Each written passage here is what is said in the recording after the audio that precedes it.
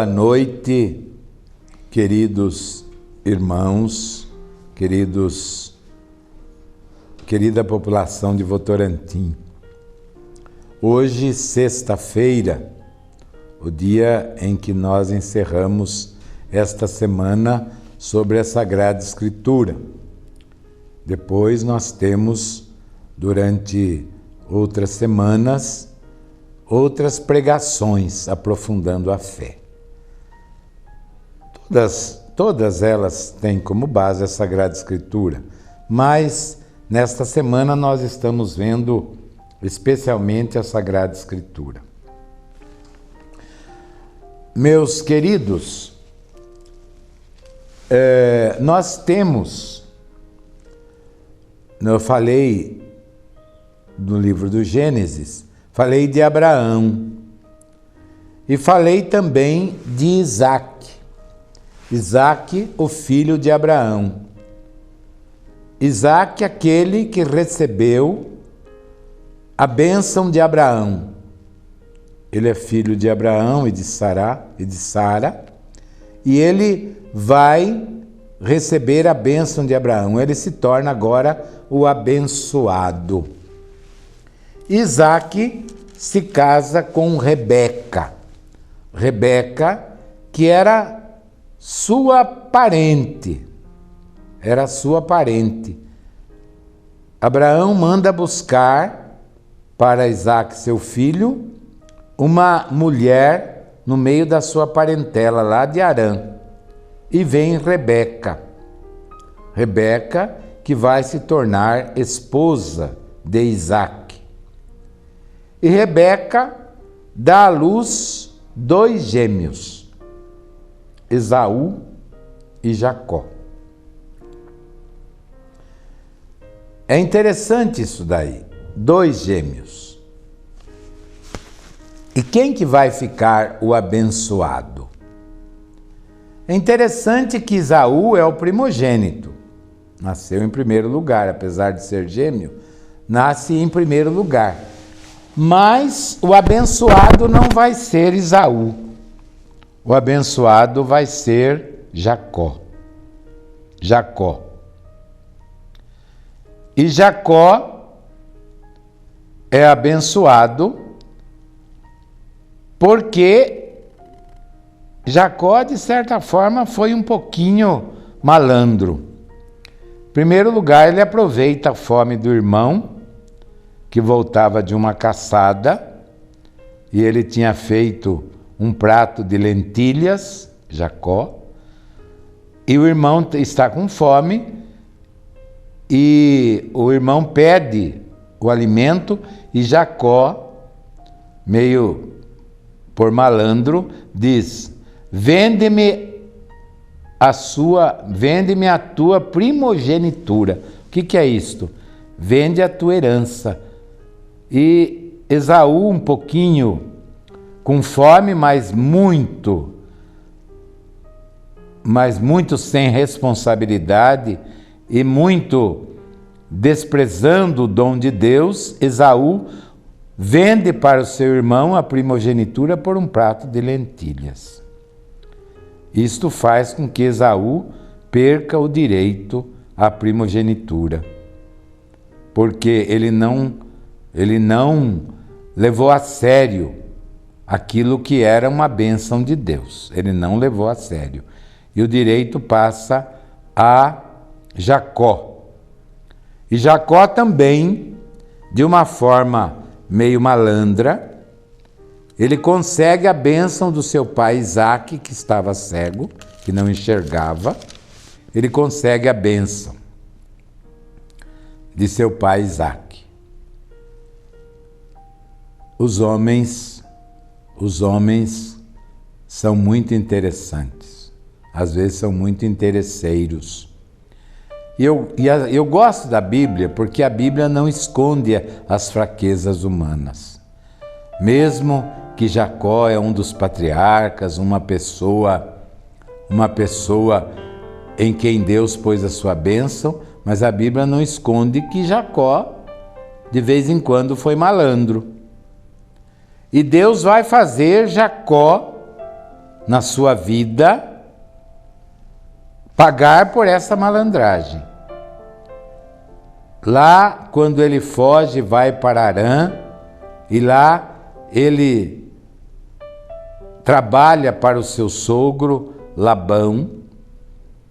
Ele trabalha para se casar, 7 anos ele trabalha para se casar com a Raquel, que é a amada dele. Na hora H, o Labão engana Jacó e coloca a sua filha mais velha, Lia, na tenda de Jacó. Jacó devia estar meio embriagado por causa da festa de casamento, ele nem percebe. No outro dia que ele percebe. E Labão diz para ele: olha, eu te dou a outra filha também como esposa. Naquele tempo, podia se casar com mais de uma esposa. Era permitido a poligamia, era permitido a poliginia, quer dizer, um homem ter várias esposas. Eu te dou a outra filha se você me servir mais 7 anos. E Jacó serve Labão por 14 anos por causa das 2 filhas. Trabalhou praticamente de graça para o seu sogro por causa das suas esposas. Então, ele aprendeu que não convém enganar os outros, porque ele foi enganado por Labão também. Mas, de qualquer forma, Deus não volta atrás, ele é o abençoado. E quando ele tem filhos, tem os 12 filhos, Jacó se casa com as 2 irmãs e também com as servas das 2 irmãs, com Bala e com Zelfa. Ele se casa e dela Jacó tem os 12 filhos, que são as 12 tribos de Israel, as 12 tribos de Israel. E até eu vou ler aqui o nome das 12 tribos, que é preciso a gente conhecer. Nós temos aqui, o primeiro filho de Jacó com Lia, chama Ruben, que é o pai da tribo dos Rubenitas. Um outro filho de Jacó, Simeão, que é pai da tribo dos Simeonitas. Depois, o terceiro filho de Jacó, Levi, que é o pai dos levitas, que vão ser depois os sacerdotes do povo de Deus. Depois, outro filho de Jacó, Judá, que é o pai da tribo de Judá, dos judaítas. Desta tribo nasceu o rei Davi. Desta tribo vai nascer Jesus. Vai nascer Jesus. Jesus é descendente de Davi, portanto um judaíta. Outro filho de Jacó. Outro filho de Jacó, Dan, pai da tribo dos Danitas. Outro filho de Jacó, Gade, pai da tribo dos Gaditas. Outro filho de Jacó, Azer, pai dos Azeritas. Outro filho, Issacar, pai dos Issacaritas. Outro filho de Jacó, Zabulon, pai dos Zabulonitas. O penúltimo filho de Jacó é José, a casa de José. É interessante, depois nós vamos, num próximo programa, nós vamos falar de José. José, que é o filho, o penúltimo filho de Jacó. E José vai dar origem a duas tribos, a tribo de Efraim e a tribo de Manassés, que são filhos de José.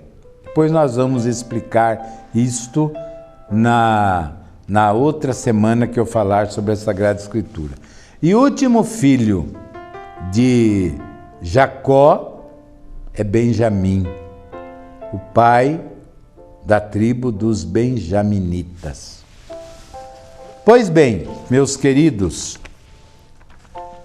estas 12 tribos é que vão conquistar a Palestina, que vão conquistar Canaã, vão tomar posse desta terra. Eles são descendentes de Abraão.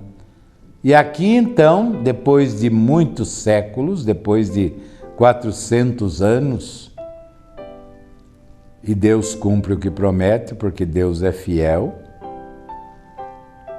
essas tribos, filhos de Jacó, depois que vão passar por uma experiência de escravidão no Egito, essas tribos vão conquistar Canaã. Vão chegar a Canaã e tomar posse de Canaã. Vão fazer de Canaã a terra prometida. E lá eles vão levar a sério a aliança com Deus. As 12 tribos vão levar a sério a aliança com Deus. Nem sempre levando muito a sério. Houve muitas falhas, houve muitas dificuldades, mas Deus levava muito a sério esta aliança. E Deus, para corrigir o seu povo que tinha falhado na aliança, Deus vai enviar os profetas. Os profetas que vão ter a missão de chamar a atenção do povo para que eles voltassem à aliança com Deus. Os 12 patriarcas, todos eles são importantes, todos eles fazem parte do povo de Deus, todos eles são origem do povo de Deus. É interessante isso daí, porque Jesus, quando vai formar o novo povo de Deus, Jesus também escolhe 12 apóstolos. O número 12 é um número sagrado. Lembra os 12 meses do ano? O número 12 lembra também, meus irmãos, que eram 12 os patriarcas e agora são 12 os apóstolos. E que assim como Israel foi o antigo povo de Deus, agora o novo povo de Deus, que é a igreja, também tem os 12 alicerces, os 12 fundamentos. É interessante porque no livro do Apocalipse fala dos 12 fundamentos da cidade de Deus. Dos 12 fundamentos, das bases desta cidade de Deus. Essa cidade de Deus é a igreja cristã. É a igreja que se baseia no sangue do Cordeiro, mas a igreja que se baseia também na pregação dos apóstolos. Para os judeus, os 12 patriarcas são os fundamentos da sua fé. É um fundamento baseado no sangue. Todo judeu vai dizer assim: eu sou descendente de Judá, eu sou descendente de Simeão, eu sou descendente de Manassés. Para nós cristãos, nós vamos dizer o seguinte: se a gente pudesse olhar para trás e chegar até um apóstolo, quem sabe nós poderíamos dizer assim: eu sou um cristão que veio lá da pregação do apóstolo Pedro. Eu sou um cristão que veio lá da pregação do apóstolo Tomé. Eu sou o cristão que veio lá da pregação do apóstolo Mateus. Interessante isso daí. Por exemplo, vocês não sabem, mas na Índia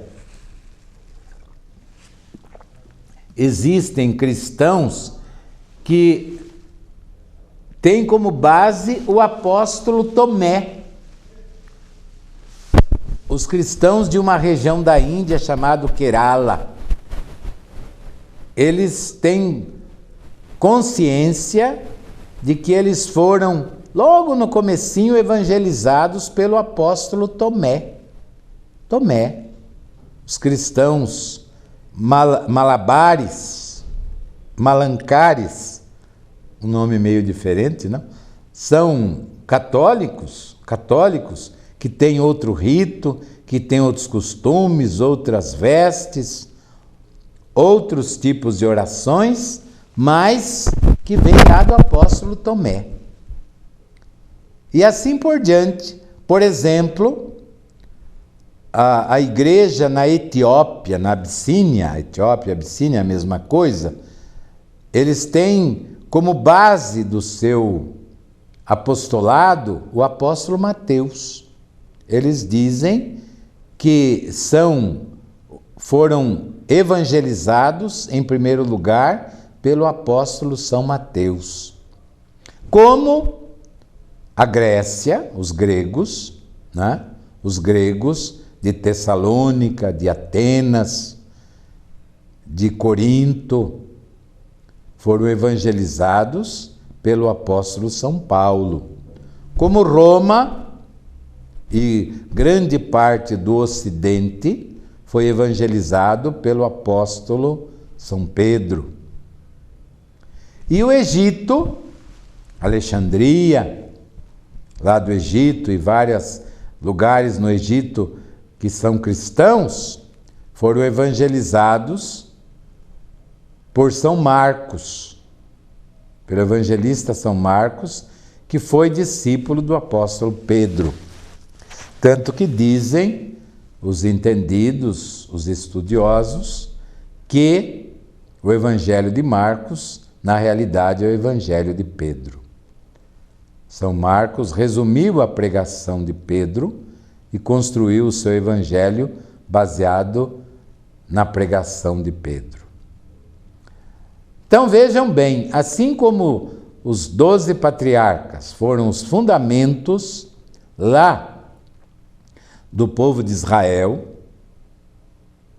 assim também os 12 apóstolos são os fundamentos do novo povo de Deus, da igreja. Meus queridos, no livro do Gênesis se fala das bênçãos que vieram por Abraão, passaram por Isaque, passaram para Jacó e depois passaram para os 12 patriarcas. E com isso daí, praticamente, nós temos as origens do povo de Deus. As origens. Por isso o nome Gênesis, as origens do povo de Deus. Mas existe um caso muito triste, por isso que eu disse que eu gosto da Bíblia, porque ela não esconde as coisas, ela é capaz de tirar do lodo, ela é capaz de tirar um lírio precioso, é capaz de tirar de uma coisa ruim, é capaz de tirar uma coisa boa. José, um dos filhos de Jacó, foi invejado pelos seus irmãos, e os seus irmãos o vendem como escravo ao Egito. José vai passar muito tempo como escravo. Lá no Egito, ele é submetido à tentação. A mulher do seu senhor, Potifar, a mulher do seu senhor, se apaixona por José, tenta cometer adultério com José, mas José é firme, não aceita. Ele diz que ele não poderia pecar daquele jeito. Ele nunca iria cometer isso contra a vontade de Deus. Ele vence a tentação.